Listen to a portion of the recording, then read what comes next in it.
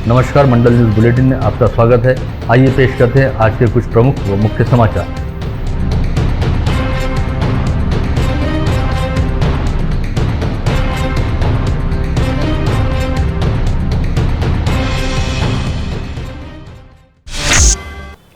गत रोज मुंबई हाईकोर्ट द्वारा अमरावती जिले की सांसद नवनीत कौर राणा के जाति प्रमाण पत्र व जाति वैधता प्रमाण पत्र को खारिज कर दिया गया था और उन पर 2 लाख रुपए का दंड लगाते हुए उन्हें जाति प्रमाण पत्र व जाति वैधता प्रमाण पत्र आगामी 6 सप्ताह के भीतर जाति वैधता जांच समिति के सामने पेश करने का हुक्म दिया गया था। इस आदेश की वजह से नवनीत राणा की संसद सदस्यता खतरे में पड़ती दिखाई दे रही है, क्योंकि मुंबई हाईकोर्ट में नवनीत राणा के जाति प्रमाण पत्र को चुनौती देने वाले पूर्व सांसद आनंदराव अड़सुल द्वारा एक निर्वाचन याचिका नागपुर हाईकोर्ट में भी दायर की गई है, जहाँ पर 2 अन्य निर्वाचन याचिकाएं भी प्रलंबित हैं, जिसके जरिए अनुसूचित जाति हेतु आरक्षित अमरावती संसदीय सीट से फर्जी जाति प्रमाण पत्र के आधार पर नवनीत राणा द्वारा चुनाव लड़ने और सांसद निर्वाचित होने को चुनौती दी गई है। ऐसे में यह तय है कि मुंबई हाईकोर्ट के फैसले का असर नागपुर खंडपीठ में दायर निर्वाचन याचिकाओं की सुनवाई और फैसले पर भी पड़ना है। ऐसे में इस समय यद्यपि यह तय माना जा रहा है कि मुंबई हाईकोर्ट द्वारा दिया गया फैसला नवनीत राणा के लिए काफी बड़ा धक्का है, किंतु कानून के जानकारों की राय में सांसद पद को लेकर जनप्रतिनिधित्व कानून में स्थिति पूरी तरह से साफ और स्पष्ट नहीं है, जिसका सांसद नवनीत राणा को लाभ मिल सकता है। साथ ही उनके पास सुप्रीम कोर्ट जाने का पर्याय खुला हुआ है और गत रोज खुद ही सांसद नवनीत राणा द्वारा यह स्पष्ट कर दिया गया है वे सुप्रीम कोर्ट में हाई कोर्ट के फैसले को चुनौती देने जा रही हैं। इसके साथ ही अड़सुल गुट की ओर से भी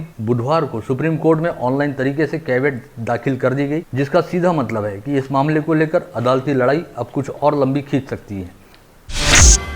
समूचे देश की मीडिया का ध्यान अपनी ओर आकर्षित करने वाले इस मामले को लेकर देश के बड़े बड़े विधि विशेषज्ञों और कानून के जानकारों ने अलग अलग स्तर पर विविध माध्यमों के जरिए अपनी राय दी है, जिसके मुताबिक स्थानीय निकाय चुनाव के बारे में स्थिति एकदम साफ है कि यदि किसी विजेता उम्मीदवार का जाति प्रमाण पत्र अवैध पाया जाता है तो दूसरे स्थान पर रहने वाले उम्मीदवार को विजेता घोषित किया जाता है। लेकिन सांसद पद को लेकर जनप्रतिनिधित्व कानून में स्थिति साफ नहीं है। ऐसे में हाईकोर्ट के फैसले के बाद अब निर्वाचन आयोग को इस बारे में फैसला लेना होगा। वहीं सांसद नवनीत राणा के पास सुप्रीम कोर्ट जाने का विकल्प भी है। कई विधि विशेषज्ञों के मुताबिक हाई कोर्ट के फैसले से सांसद नवनीत राणा की मुश्किलें बढ़ना तय है और अब उनके पास राहत पाने हेतु केवल सुप्रीम कोर्ट में जाने का ही एकमात्र विकल्प बचा हुआ है। जहां गत रोज जिले की सांसद नवनीत राणा के जाति प्रमाण पत्र को मुंबई हाईकोर्ट द्वारा खारिज कर दिया गया, जिसे उनके लिए काफी बड़ा झटका माना जा रहा है, वहीं दूसरी ओर फर्जी जाति प्रमाण पत्र के मामले को लेकर नवनीत राणा के खिलाफ विगत 6 मई को पंजाब के रोपड़ पुलिस थाने में भी एक शिकायत दर्ज कराई गई है। साथ ही इस विषय को लेकर रूपानगर के एसएसपी अखिल चौधरी के पास भी शिकायत दी गई है। सबसे खास बात यह है कि यह शिकायत बहुजन समाज पार्टी के संस्थापक कांशीराम के भतीजे एडवोकेट लखबीर सिंह द्वारा दर्ज कराई गई है। इस शिकायत में नवनीत कौर के साथ ही उनके पिता हरभजन सिंह वल्द राम सिंह कुडलेस को भी फर्जी जाति प्रमाण पत्र के मामले में प्रतिवादी बनाया गया है। शिकायत में कहा गया है कि नवनीत कौर कुडलेस उर्फ नवनीत रवि राणा तथा उनके पिता हरभजन सिंह राम सिंह कुडलेस मूलतः पंजाब के रूपानगर जिला अंतर्गत चमकौर साहिब तहसील के खोखर गांव के निवासी हैं, जो कालांतर में महाराष्ट्र के मुंबई में जाकर बस गए। कुडलेस परिवार मूलतः पिछड़ा वर्गीय श्रेणी में रहने वाले लुबना जाति से वास्ता रखता है, किंतु पंजाब छोड़ने से पहले उन्होंने गलत तरीके से अनुसूचित जाति में शामिल रहने वाले रविदासी जाति का प्रमाण पत्र रोपड़ से हासिल किया था और कालांतर में मुंबई में पढ़ाई लिखाई करने वाली नवनीत कौर के लिए मोची जाति का प्रमाण पत्र बनाया गया, ताकि अनुसूचित जाति से संबंधित लाभ हासिल किए जा सके। इसी प्रमाण पत्र के आधार पर विवाह के बाद नवनीत राणा ने अनुसूचित जाति हेतु आरक्षित सीट से 2 बार चुनाव लड़ा और वर्ष 2019 के चुनाव में वे विजयी भी हुई, जो सीधे सीधे सरकार व संविधान के साथ धोखाधड़ी एवं जालसाजी है। अतः उनके खिलाफ भादवी की धाराओं सहित SC/ST एक्ट के तहत भी अपराध दर्ज किया जाए, ऐसा इस निवेदन में कहा गया है। पेशे से वकील रहने वाले लखबीर सिंह कांशीराम चैरिटेबल फाउंडेशन के सचिव भी हैं और उन्होंने रूपानगर के एसएसपी अखिल चौधरी के पास विगत 11 मई को निवेदन सौंपा। इससे पहले 6 मई को उन्होंने रोपड़ पुलिस थाने में भी शिकायत दर्ज कराई है। ऐसे में मुंबई हाईकोर्ट के फैसले की वजह से समस्याओं में घिरी सांसद नवनीत राणा की दिक्कतें उनके परिवार के मूल स्थान पर दर्ज हुई शिकायत की वजह से और भी अधिक बढ़ सकती हैं।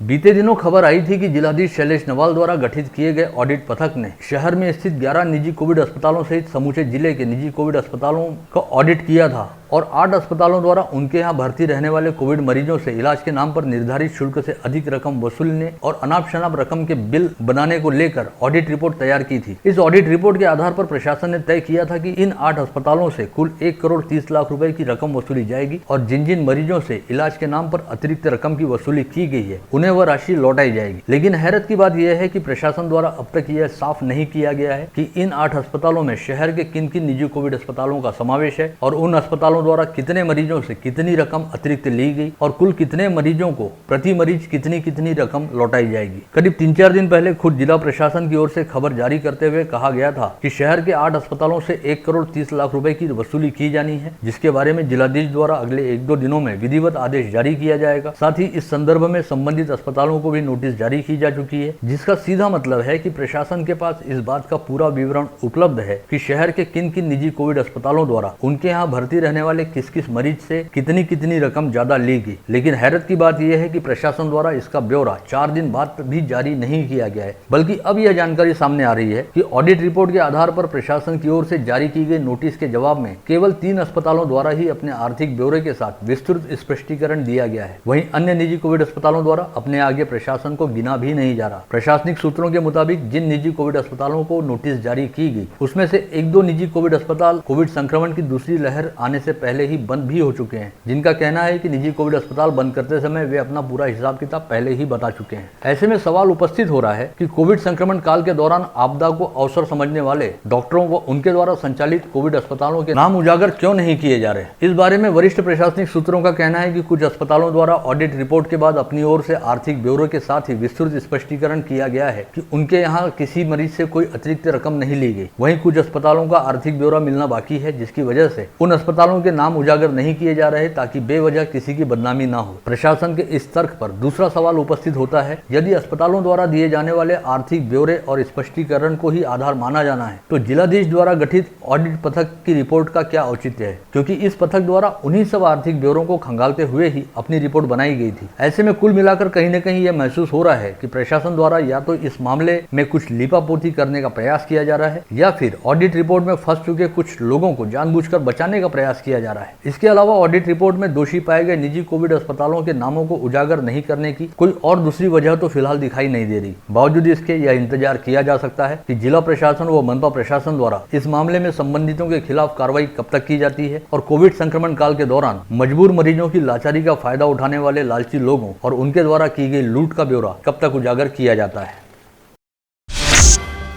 अमरावती जिले में अब कोविड संक्रमण की स्थिति काफी हद तक नियंत्रण में आती दिखाई दे रही है और लंबे समय बाद रोजाना पाए जाने वाले संक्रमितों की संख्या 125 के आसपास पहुंची, जब बुधवार को केवल 134 नागरिकों की कोविड टेस्ट रिपोर्ट पॉजिटिव आई। इसके साथ ही बुधवार को जिले में केवल 2 कोविड संक्रमितों की मौत हुई, जिसमें एक मरीज बाहरी जिले का था, यानी अमरावती जिले से वास्ता रखने वाले केवल एक मरीज की बीते 24 घंटे के दौरान मौत हुई है। यह मरीज भी जिले के ग्रामीण इलाके से वास्ता रखता था। ऐसे में यह तीसरा मौका है जब अमरावती मनपा क्षेत्र में 24 घंटे के दौरान किसी व्यक्ति की कोविड संक्रमण के चलते मौत नहीं हुई। बुधवार को जिला स्वास्थ्य प्रशासन की ओर से जारी आंकड़ों के मुताबिक जिले में अब कुल संक्रमितों की संख्या बढ़कर 94,624 पर जा पहुंची है। वहीं जिले में कोरोना मृतकों की संख्या बढ़कर 1,512 पर पहुंच गई है। साथ ही बाहरी जिलों के 175 मृतकों को जोड़कर यह आंकड़ा 1,687 पर जा पहुंचा है। इसके अलावा बुधवार को जिले के कोविड अस्पतालों से 402 मरीजों को कोविड मुक्त हो जाने के चलते डिस्चार्ज दिया गया। जिले में अब तक कुल 90,410 संक्रमित मरीज कोविड मुक्त हो चुके हैं। इस समय जिले में कुल एक्टिव पॉजिटिव मरीजों की संख्या 2,702 है, जिनमें मनपा क्षेत्र के 559 और ग्रामीण क्षेत्र के 2,134 मरीजों का समावेश है। इनमें से इस समय 809 मरीजों का जिले के विभिन्न कोविड अस्पतालों में इलाज चल रहा है। साथ ही मनपा क्षेत्र में 375 तथा ग्रामीण क्षेत्र में 1,518 मरीज होम आइसोलेशन में रखे गए हैं। बीते 24 घंटे के दौरान अमरावती जिले में 6,662 नागरिकों की कोविड टेस्ट की गई, जिसमें से केवल 2.13% लोगों की ही टेस्ट रिपोर्ट पॉजिटिव आई है। वहीं इस समय कोविड संक्रमित मरीजों के कोविड मुक्त होने का प्रमाण बढ़कर 95.55% पर पहुंच गया है। विगत कुछ दिनों से पॉजिटिविटी रेट में लगातार कमी आ रही है और रिकवरी रेट में लगातार इजाफा हो रहा है। इसे एक तरह से अमरावती जिले के लिए काफी राहत वाली स्थिति कहा जा सकता है। जिले में विगत 10 दिनों से रोजाना कोविड संक्रमित मरीजों की संख्या घट रही है, किंतु मनपा क्षेत्र की तुलना में अभी ग्रामीण क्षेत्रों से 4 गुना अधिक मरीज पाए जा रहे हैं। इसे एक तरह से ग्रामीण क्षेत्रों के साथ साथ समूचे जिले के लिए चिंता की स्थिति कहा जा सकता है। विगत 1 जून से आज 9 जून तक जिले में जितने भी नए संक्रमित मरीज पाए गए उनमें अमरावती मनपा क्षेत्र में 21.26 तथा ग्रामीण क्षेत्र में 78.76% मरीज मिले हैं। विगत 10 दिनों के दौरान अमरावती जिले में 2,476 कोविड संक्रमित मरीज पाए गए, जिसमें मनपा क्षेत्र में 525 व जिले के ग्रामीण इलाकों से 1,951 मरीज मिले हैं। इसके अलावा बुधवार को अमरावती संभाग में कुल 381 नए संक्रमित मरीज पाए गए, जिनमें अकोला के 68, यवतमाल के 22, बुल्ढाना के 74 तथा वाशिम के 83 मरीजों का समावेश है। साथ ही बुधवार को 992 मरीज कोविड मुक्त होकर अपने घर लौटे, जिसमें अकोला के 259, यवतमाल के 79, बुल्ढाना के 138 तथा वाशिम के 114 मरीज शामिल रहे। अमरावती संभाग में अब तक 3,51,200 कोविड संक्रमित मरीज पाए जा चुके हैं, जिसमें से 3,39,818 मरीज कोविड मुक्त हो चुके हैं। हालांकि इस दौरान 5,392 मरीजों की कोविड संक्रमण के चलते मौत हुई है। विगत करीब सवा वर्ष से अमरावती शहर कोविड संक्रमण की वजह से लगाए गए लॉकडाउन के चलते पूरी तरह से सुनसान पड़ा हुआ था और आपराधिक वारदातों में काफी हद तक कमी आई थी, क्योंकि लॉकडाउन काल के दौरान हर ओर कानून व व्यवस्था की स्थिति को बनाए रखने हेतु पुलिस का कड़ा बंदोबस्त था और चूंकि हर कोई अधिकांश समय अपने अपने घरों में ही रहने के लिए मजबूर था, अतः आपराधिक तत्वों के पास चोरी व झपटमारी जैसी वारदातें करने के लिए कोई मौका नहीं था। लेकिन गत वर्ष जैसे ही अनलॉक की प्रक्रिया शुरू हुई थी, वैसे ही आपराधिक घटनाओं में वृद्धि होनी शुरू हो गई थी और आपराधिक वारदातों का सिलसिला चोरी व सेंधमारी की घटनाओं से आगे बढ़ते हुए लूटपाट, मारपीट व हत्या की वारदातों तक जा पहुंचा था। साथ ही इन दिनों शहर के कई इलाकों में अब एक बार फिर कई तरह के अवैध व्यवसाय भी फलते फूलते दिखाई दे रहे हैं। इस बात के मद्देनजर सोमवार 7 जून से शुरू हुई अनलॉक की प्रक्रिया के तहत अब शहर पुलिस द्वारा अपनी मुस्तैदी को बढ़ा दिया गया है और पुलिस आयुक्त डॉक्टर आरती सिंह ने पुलिस महकमे को शहर के सभी मुख्य चौराहों व संवेदनशील इलाकों पर कड़ी नजर रखने के निर्देश देने के साथ ही आपराधिक व असामाजिक तत्वों की नकेल कसनी शुरू कर दी है।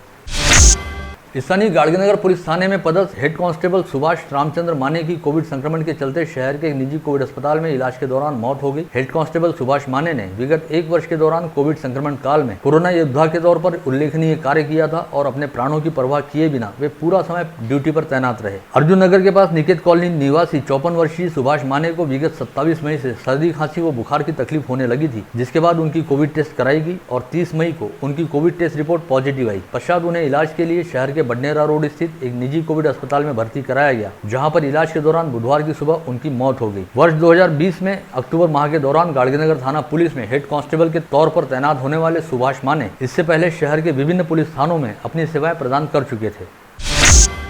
सोमवार की देर रात बडनेरा रेलवे स्टेशन पर उस समय हड़कंप मच गया जब पता चला कि यहां से गुजरने वाली एक मालगाड़ी पर लदे ऑक्सीजन टैंकरों में से एक ऑक्सीजन टैंकर में से ऑक्सीजन गैस का रिसाव हो रहा है। यह बात ख्याल में आते ही इस ऑक्सीजन ट्रेन को बडनेरा रेलवे स्टेशन के आउटर पर रुकवा दिया गया और तुरंत ही लीकेज को बंद करने हेतु तकनीशियनों को बुलाया गया। इस बीच बारिश भी शुरू हो गई और हैरत अंगेज ढंग से ऑक्सीजन टैंकर से होने वाला लीकेज अपने आप बंद हो गया, जिसके बाद मंगलवार की दोपहर पूरी सुरक्षा व एहतियात के साथ इस ऑक्सीजन ट्रेन को अगले गंतव्य के लिए रवाना किया गया और करीब 12 घंटे के बाद सभी ने राहत की सांस ली। राज्य में अब लर्निंग लाइसेंस मिलना काफी आसान हो गया है। मंगलवार को राज्य सरकार द्वारा 50 विभागीय परिवहन कार्यालयों के लिए 2 आदेश जारी किए गए, जिसमें से पहले आदेश के मुताबिक लर्निंग लाइसेंस के लिए लोग अब घर बैठे केवल आधार कार्ड के माध्यम से आवेदन कर सकेंगे। साथ ही इसकी टेस्ट भी ऑनलाइन ली जाएगी। आधार कार्ड के जरिए संबंधित व्यक्ति की पहचान की पुष्टि की जाएगी और उन्हें घर बैठे लर्निंग लाइसेंस दिया जाएगा। वहीं दूसरे आदेश के मुताबिक अब वाहन डीलर्स को नॉन ट्रांसपोर्ट वाहनों के पंजीयन हेतु RTO कार्यालय में आने की जरूरत नहीं पड़ेगी, बल्कि वे भी आधार वेरिफिकेशन के जरिए ही वाहनों का पंजीयन करा सकेंगे। यह जानकारी देते हुए राज्य के परिवहन आयुक्त अविनाश ढाकणे ने बताया कि आगामी 1-2 दिन में मुख्यमंत्री द्वारा इस बारे में अधिकृत आदेश जारी किया जाएगा।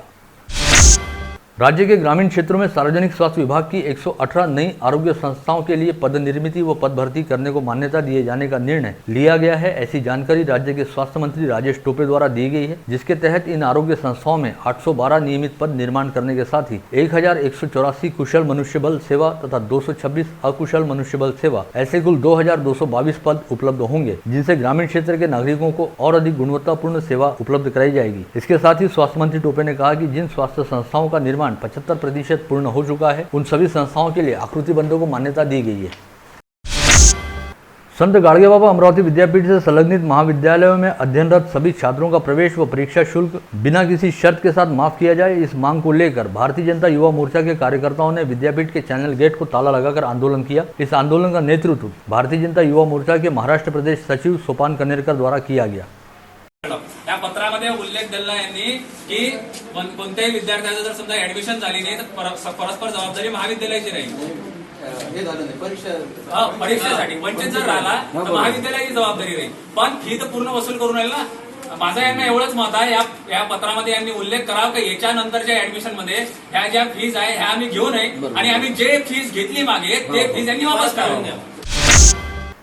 इसके अलावा महाराष्ट्र नवनिर्माण विद्यार्थी सेना की ओर से भी छात्रों के परीक्षा एवं प्रवेश शुल्क को माफ किए जाने की मांग को लेकर विद्यापीठ के कुलसचिव को निवेदन सौंपा गया और विद्यापीठ परिसर में जमकर नारेबाजी करते हुए धरना प्रदर्शन भी किया गया।